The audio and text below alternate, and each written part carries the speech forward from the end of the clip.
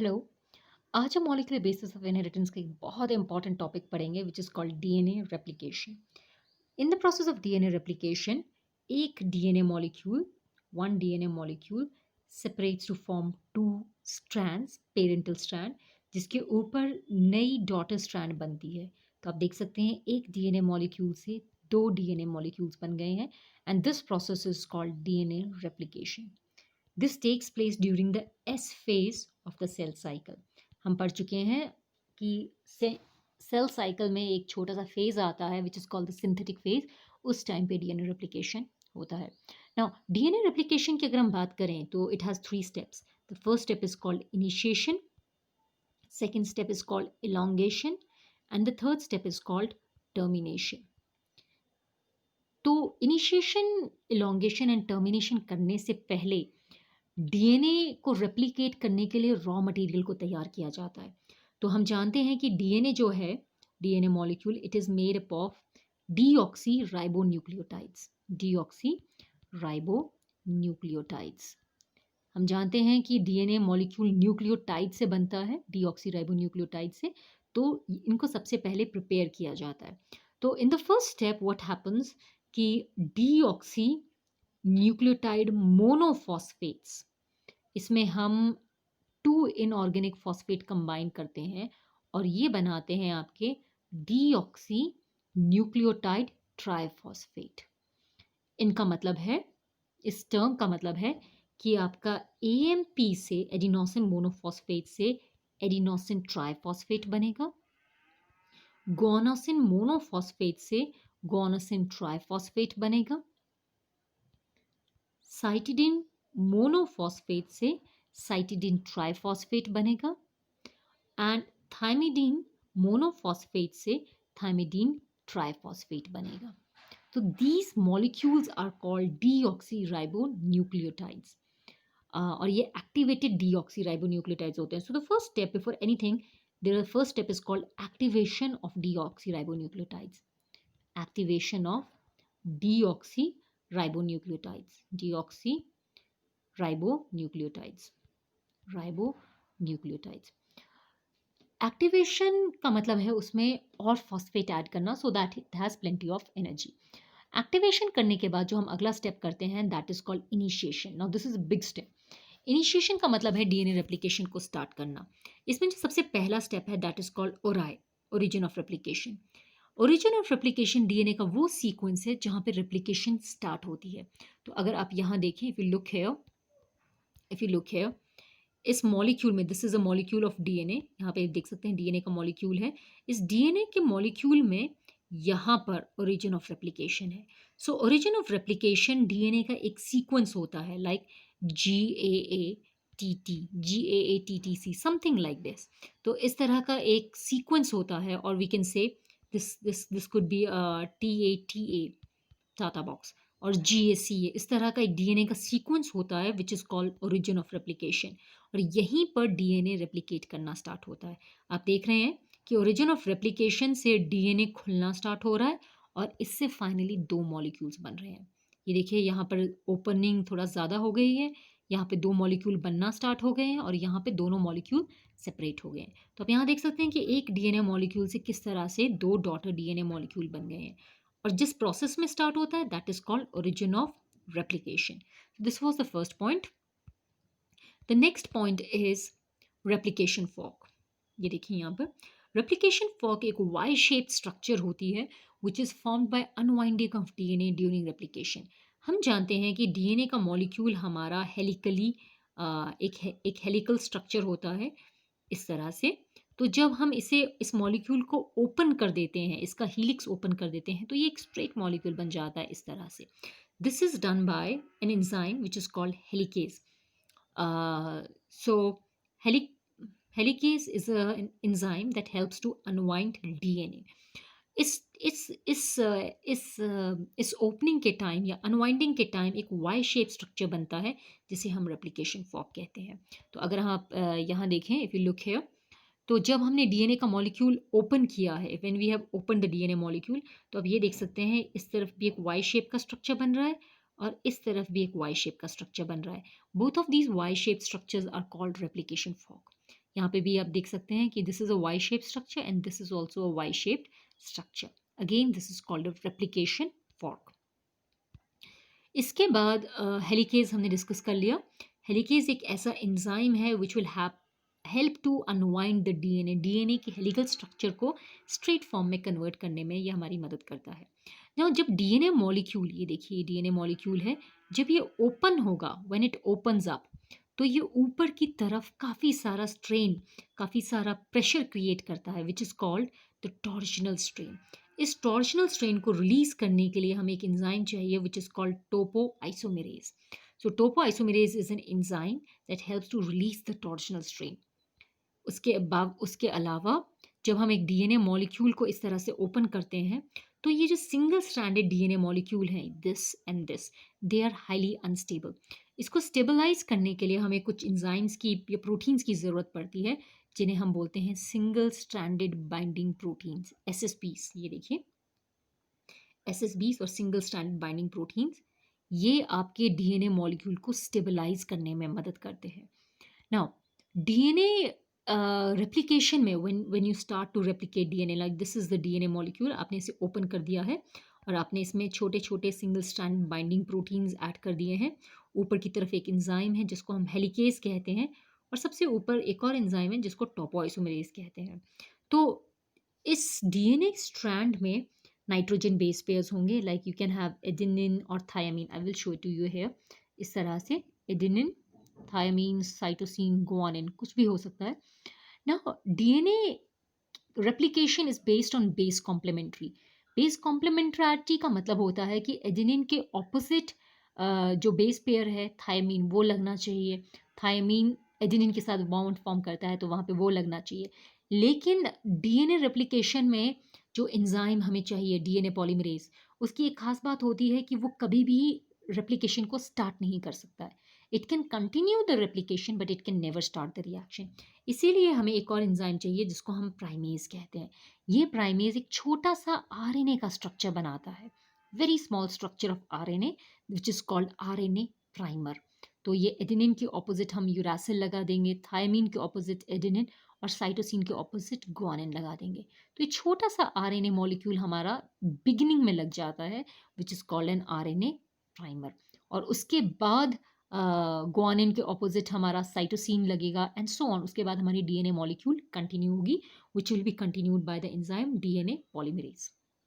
तो देखिए मैंने आपको क्या समझाया कि DNA molecule has lot of nitrogen base pair like A, G, C, T, T, A. मैंने आपको सबसे पहली चीज़ बताई कि डीएनए मॉलिक्यूल की जब रेप्लिकेशन होती है तो DNA polymerase can not start the reaction. Reaction start करने के लिए आपको जिस एंजाइम की ज़रूरत है that is called primase. Primase एक छोटा सा आरएनए का स्ट्रक्चर बनाते हैं, यानी कि एडेनिन की जगह यूरासिल, गुआनिन की जगह साइटोसिन, साइटोसिन की जगह गुआनिन. ये छोटा सा आरएनए मॉलिक्यूल पहले लगता है which is called RNA primer. This is called RNA primer. तो शुरुआत में ये आरएनए प्राइमर लगता है, फिर डीएनए पॉलीमरेज उसके आगे डीएनए की चेन बनाता है. थायमीन के ऑपोजिट एडेनिन, थायमीन के ऑपोजिट एडेनिन, एडेनिन के ऑपोजिट थायमीन, एडेनिन के ऑपोजिट थायमीन. इस तरह की डीएनए की स्ट्रैंड बन जाती है. सो this is done by the enzyme DNA polymerase 3. DNA polymerase 3 की एक और खास बात होती है कि डीएनए पॉलीमरेज 3 हमेशा नई स्ट्रैंड 5' to 3' की डायरेक्शन में बनाती है. Now what does this mean? हम जानते हैं कि डीएनए मॉलिक्यूल जो होता है वो पोलर भी होता है और एंटी पैरेलल भी होता है. दिस मीन डीएनए की एक स्ट्रैंड रन करती है 5' to 3' डायरेक्शन और दूसरी रन करती है 3' to 5' डायरेक्शन. तो जब आप डीएनए मॉलिक्यूल को इस तरह से ओपन कर देते हैं, जब आप डीएनए मॉलिक्यूल को इस तरह से ओपन कर देते हैं, तो एक मॉलिक्यूल तो आपका 3' to 5' होगा और दूसरा मॉलिक्यूल होगा आपका 5' to 3'. This is called anti parallel nature. तो ये parental strand, this parental strand runs from 3' to 5' direction. तो हम सबसे पहले एक छोटा सा आरएनए प्राइमर बनाएंगे और उस आरएनए प्राइमर के बाद हम न्यू डीएनए स्ट्रैंड बनाएंगे. तो DNA polymerase can form a chain from 5' to 3' direction. तो अगर पेरेंटल स्ट्रैंड हमारी 3' to 5' है, ये देखिए 3' to 5' है, तो हमारी नई स्ट्रैंड उसकी एंटी पैरेलल डायरेक्शन में जाएगी, यानी 5' to 3' direction. So this is perfect. लेकिन in this chain which runs from 5' to 3', ये 5' to 3' रन करती है. यहाँ पे थोड़ी सी प्रॉब्लम आ जाती है क्योंकि डीएनए पॉलीमरेज 5' to 3' पेरेंट सिर्फ 5' to 3' में मूव कर सकती है. So it cannot move in this direction. So उसके लिए हम लोग क्या करते हैं कि ये देखिए आपका this is your DNA molecule 3' to 5' and this is 5' to 3'. इस कंडीशन में RNA primer and then DNA. ये देखिए, तो 3' के ऑपोजिट हमेशा 5' की चेन लगेगी, तो ये 5' to 3' मूव करेगा. लेकिन दूसरे एरिया में, लेकिन इन द अदर स्ट्रैंड यहाँ पर जो आरएनए प्राइमर होगा वो इस डायरेक्शन में लगने की जगह ऊपर की डायरेक्शन में लगेगा. तो हम सबसे पहले यहाँ पे आरएनए प्राइमर लगाएंगे और आरएनए प्राइमर के बाद डीएनए पॉलीमरेज आपकी इस डायरेक्शन में चेन फॉर्म करेगा, so that it can be formed from 5' to 3' direction. So this is a little confusing, but will move on and will study more about it. तो DNA polymerase की दो खास बातें बताई. It can not start the reaction. Second, it can only form the new DNA strand in 5' to 3' direction on basis of base complementary rule. यानी कि adenine हमेशा thymine के साथ फॉर्म करेगा बॉन्ड और गुआनिन साइटोसिन के साथ बॉन्ड फॉर्म करेगा always. Now if you move on, तो आप यहाँ देख सकते हैं कि यहाँ पर ओरिजिन ऑफ रेप्लिकेशन है, यहाँ पे रेप्लिकेशन फॉर्क है और एक डीएनए मॉलिक्यूल से हमारे पास दो डॉटर डीएनए मॉलिक्यूल्स बन गए हैं. So we already discuss that, ये हम डिस्कस कर चुके हैं. So let's move on. ये देखिए, अगर आप इस डायग्राम में देखेंगे तो यहाँ पर आपके पास this Y shape structure, this is called the replication fork. इसको हम रेप्लिकेशन फॉर्क कहते हैं. इस रेप्लिकेशन फॉर्क में आप देखिए, एक स्ट्रैंड तो 5' to 3' है पेरेंटल, और दूसरी स्ट्रैंड है हमारी 3' to 5'. This opposite formation of the strands is called anti-parallel nature and DNA is anti-parallel. Now अब आप देख सकते हैं कि in the DNA strand, parental strand which is 3' to 5', ये सबसे पहले यहाँ पे RNA प्राइमर लग गया और ये रेड कलर की जो लाइन लग रही है यहाँ पे, this is the DNA chain that is formed by the enzyme DNA polymerase 3. DNA polymerase 3 ये जिस तरह से ऐसे ओपन होता रहेगा, ये चेन आगे इस तरह से कंटिन्यू होती रहेगी. सो this is simple. But the other strand, ये जो दूसरी स्ट्रैंड है, उसमें थोड़ी प्रॉब्लम आती है. उसमें फॉर एग्जांपल उसमें क्या होगा कि सबसे पहले आपकी आरएनए प्राइमर यहाँ बनेगा और आपका डीएनए, जो डीएनए पॉलीमरेज चेन है वो इस डायरेक्शन में बनाएगा, राइट. उसके बाद मॉलिक्यूल और ओपन होगा तो हमारा एक और आरएनए प्राइमर बनेगा और हमारा उसके बाद डीएनए पॉलीमरेज से इस तरह से कंटिन्यू करेगा. फिर ये और ओपन होगा तो एक और आरएनए प्राइमर बनेगा और डीएनए पॉलीमरेज से और कंटिन्यू करेगा. और ओपन होगा तो आरएनए प्राइमर फिर बनेगा और डीएनए पॉलीमरेज से फिर कंटिन्यू करेगा. Now as it keeps on opening, ये देखिए यहाँ पे ये ओपन होगा तो अंदर की डायरेक्शन में भी सबसे पहले हमारे पास आरएनए प्राइमर बनेगा और फिर डीएनए पॉलीमरेज चेन को कंटिन्यू करेगा. तो क्योंकि यहाँ पर छोटे छोटे फ्रैगमेंट्स में डीएनए मॉलिक्यूल बनता है तो इन फ्रैगमेंट्स को हम ओकाजाकी फ्रैगमेंट्स कहते हैं, because this was discovered by a Japanese scientist called Okazaki. और क्योंकि यहाँ पर चेन छोटे फ्रैगमेंट्स में बनती है तो इस प्रोसेस को हम, इस चेन को हम बोलते हैं lagging template. Template means the parental strand. और जिस चेन में जिस स्ट्रैंड में पेरेंट डीएनए की चेन बिल्कुल स्ट्रेट बनती है उसको हम कहते हैं लीडिंग टेम्पलेट. सो अगर हम आगे की तरफ बढ़ें तो यहाँ देख सकते हैं हम डीएनए रेप्लिकेशन का बहुत अच्छा डायग्राम है. यहाँ देखिए, सो this is the basic molecule. यहाँ पर ये येलो कलर का जो एंजाइम है, दिस इज कॉल्ड हेलिकेज. आप देख सकते हैं ये डीएनए को अनवाइंड कर रहा है, इस डीएनए मॉलिक्यूल को अनवाइंड कर रहा है. यहाँ पर काफ़ी टॉर्जनल स्ट्रेन हो सकता है तो ये एंजाइम टोपोआइसोमेरेज टॉर्जनल स्ट्रेन को रिमूव कर रहा है. Will talk about it later also. तो जब ये आपकी सिंगल स्ट्रैंडेड चेन बन रही है दोनों तरफ में, इसमें हम लगा देंगे सिंगल स्ट्रैंडेड बाइंडिंग प्रोटीन्स जो इन्हें स्टेबलाइज करेगा, राइट. उसके अलावा हमारा जो पहला एंजाइम है प्राइमेज, ये हमारा आरएनए प्राइमर बनाता है. तो यहाँ पर हमारा RNA primer is not very clear, this should be the part of the RNA primer. और उसके बाद जो आपकी चेन है, this is the DNA chain. This chain is the DNA chain that is formed by DNA polymerase 2, DNA polymerase 3. So this strand is called the leading strand. इसको leading strand कहते हैं. हमेशा ध्यान रखिए कि leading strand में जो parental template होता है वो हमेशा होगा 3' to 5', और जो नई चेन बनती है that will always be formed in direction 5' to 3' direction always. DNA polymerase की खास बात ही ये है कि वो डीएनए स्ट्रैंड को 5 to 3 प्राइम में कन्वर्ट करता है. अगर आप ऊपर की तरफ देखें, इफ यू लुक अप, तो यहाँ पे जो पेरेंटल स्ट्रैंड है, parental strand, this should be 5' to 3'. अब यहाँ पे डीएनए बनाने में प्रॉब्लम होगी. तो आप ये देख सकते हैं यहाँ पे प्राइमेज है. ये प्राइमेज क्या करेगा, let's look at this again. This is 5' to 3'. अब 5' to 3' का ऑपोजिट होता है 3' to 5'. लेकिन इस डायरेक्शन में डीएनए पॉलीमरेज कभी भी चेन नहीं बना सकता है. तो डीएनए पॉलीमरेज क्या करेगा या आरएनए प्राइमर क्या करेगा, सबसे पहले यहाँ देखिए, ये प्राइमेज एंजाइम ने छोटा सा आरएनए प्राइमर यहाँ पे बना दिया है, और इस आरएनए प्राइमर के बेसिस पर आपका जो डीएनए मॉलिक्यूल है वो यहाँ से उल्टी डायरेक्शन में जा रहा है. It is moving in this direction. So यहाँ पे डीएनए पॉलीमरेज ऑपोजिट डायरेक्शन में मूव कर रहा है, ताकि इसकी जो पोलैरिटी हो वो हमेशा 3' to उसकी पोलैरिटी हमेशा हो 5' to 3'. इसकी पोलैरिटी होगी 5' to 3'.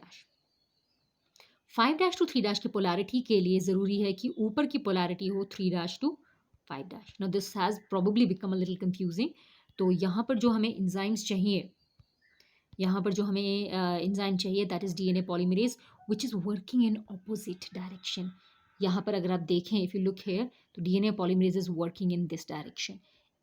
यहाँ पे डीएनए की चेन ओपन हो रही है, तो यहाँ वाली चेन डायरेक्टली सीधे कंटिन्यू होगी. So therefore this is called leading strand.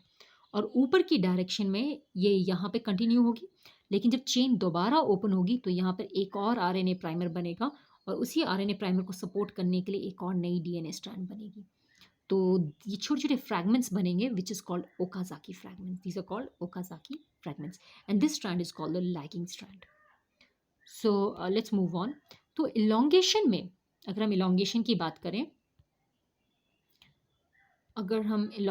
बात करें, तो इलॉन्गेशन में सबसे पहली चीज़ जो है, देखिए, इलॉन्गेशन में डीऑक्सीराइबोन्यूक्लियोटाइड ट्राइफॉस्फेट्स आपके अटैच होते हैं टेम्पलेट स्ट्रैंड में, पेरेंटल स्ट्रैंड में, on basis of base complementary rule.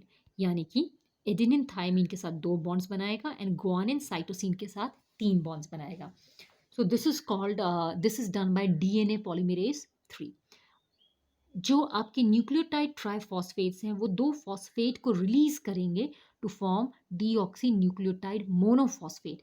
इस प्रोसेस के टाइम पे इतनी एनर्जी रिलीज होती है कि वो 3' 5' फॉस्फोडाइस्टर बॉन्ड बना सके between sugar and phosphate.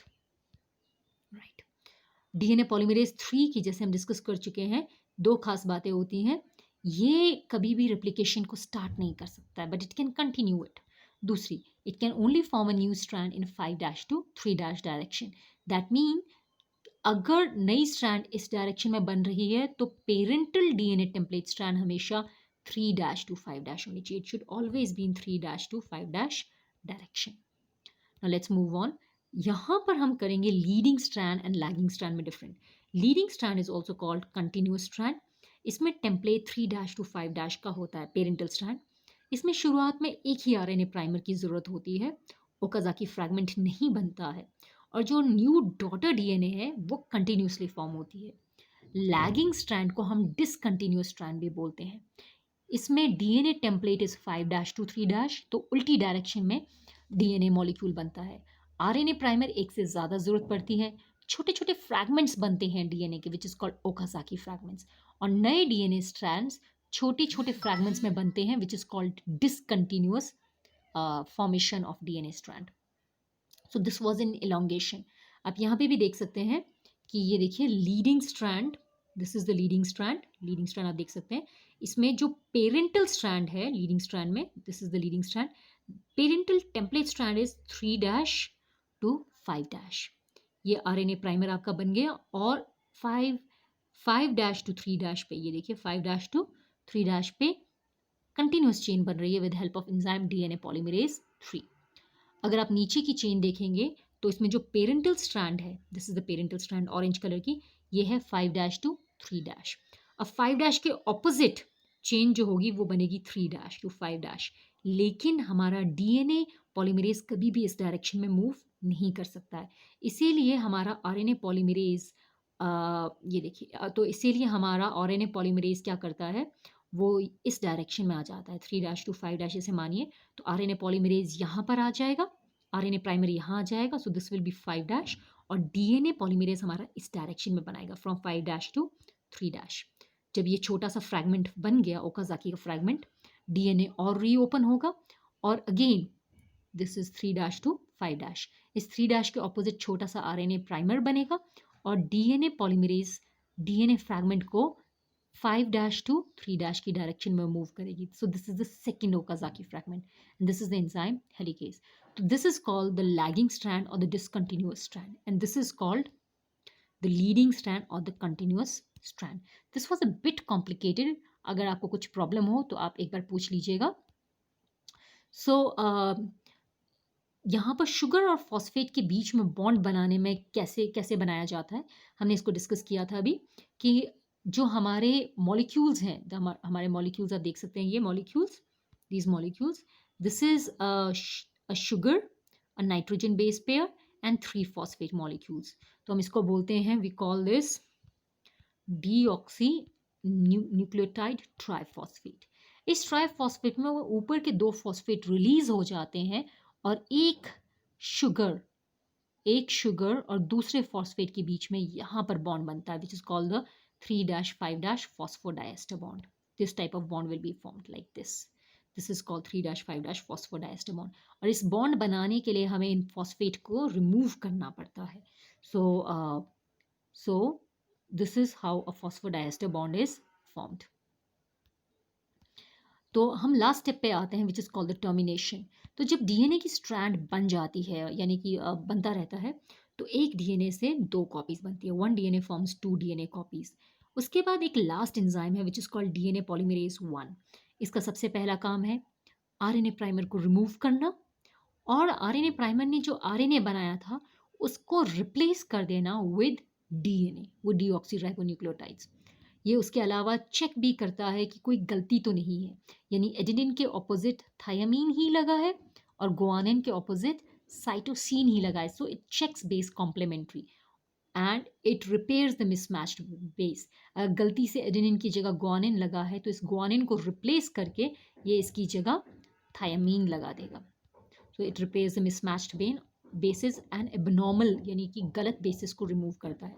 And finally you have an enzyme called DNA ligase, जो किसी भी गैप को फिल इन कर देता है। सो ये 2 enzyme DNA polymerase 1 and DNA ligase हमारे टर्मिनेशन में काम आते हैं। तो इसके साथ हमारा डीएनए रेप्लिकेशन खत्म हुआ। This was a pretty complicated topic and I hope it is a little clear for you. अब यहाँ देख सकते हैं कि एक डीएनए मॉलिक्यूल किस तरह से ओपन होकर 2 स्ट्रैंड्स बना रहा है। तो इसके साथ हम इस टॉपिक को ख़त्म करते हैं। कुछ भी प्रॉब्लम हो तो प्लीज़ पूछिएगा। You can also watch videos on YouTube for this. Thank you and have a nice day.